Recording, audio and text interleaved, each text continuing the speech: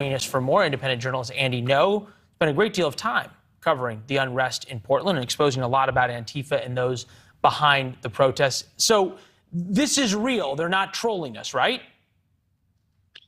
Yes, it's real. It's been going on actually since 2017. But the collective, I should say, that's organizing this children's summer camp, they're quite shadowy. We don't know who the adults actually are. If you go on the website, you don't find any information about those who are running it, their credentials, so you can't look them up.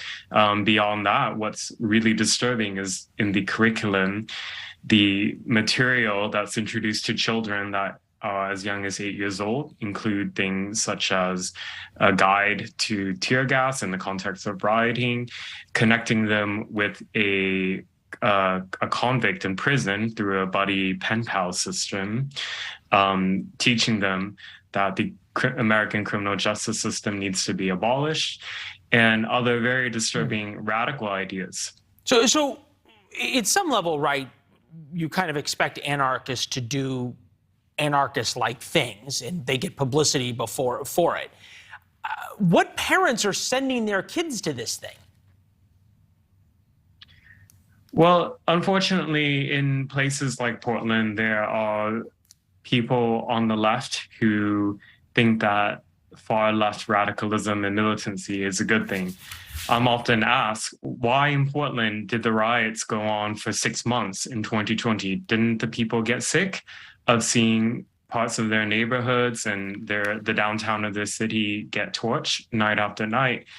And the answer is, unfortunately, there is a mind virus that has been mainstreamed to a degree in places like Portland and also Seattle and other urban liberal areas in the United States, where they think that that America is so systematically racist that it needs to be torn down completely, burnt down to the ground. And you hear it in the chants.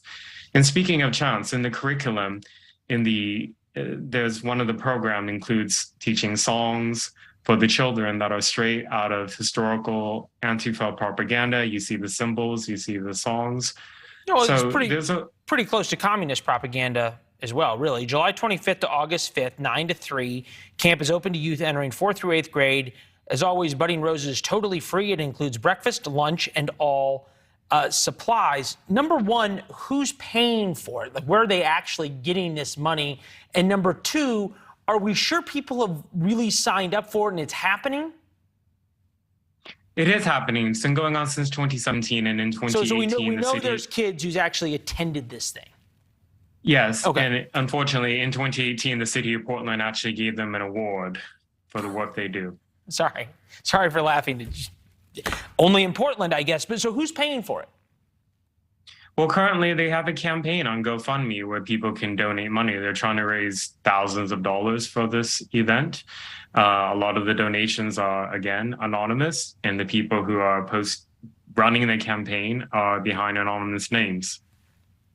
That's unbelievable. So GoFundMe allows a page for teaching kids how to withstand tear gas in a riot, but it does not allow for a number of funds that defend, say, Jose Alba at the bodega in New York.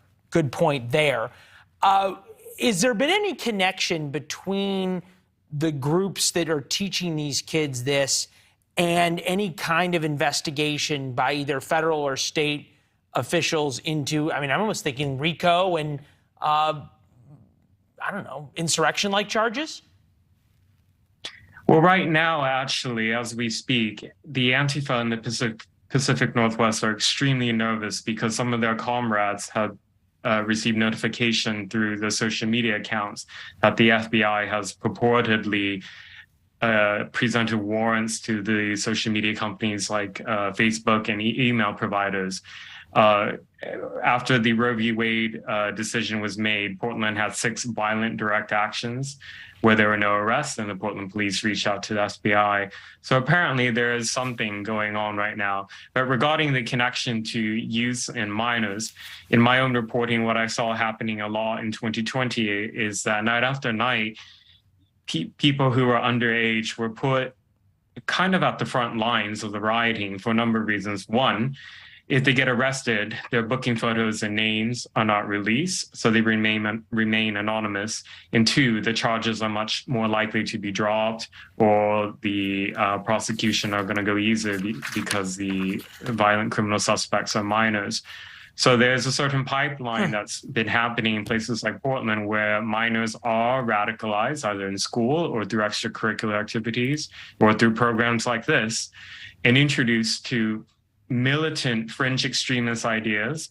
And the city of Portland has no business giving groups like Budding Roses and others any legitimacy. Well, they do. You said he gave him an award. It almost reminds me, I've been listening to a podcast lately about the Weather Underground, Mother Country Radicals. And it's fascinating about the Weather Underground and the Black Liberation Army, which are sort of following this very same playbook, except now they have social media and now they have GoFundMe and everything else. So it changes radically, to use the term. Walking tour of radical Portland is included.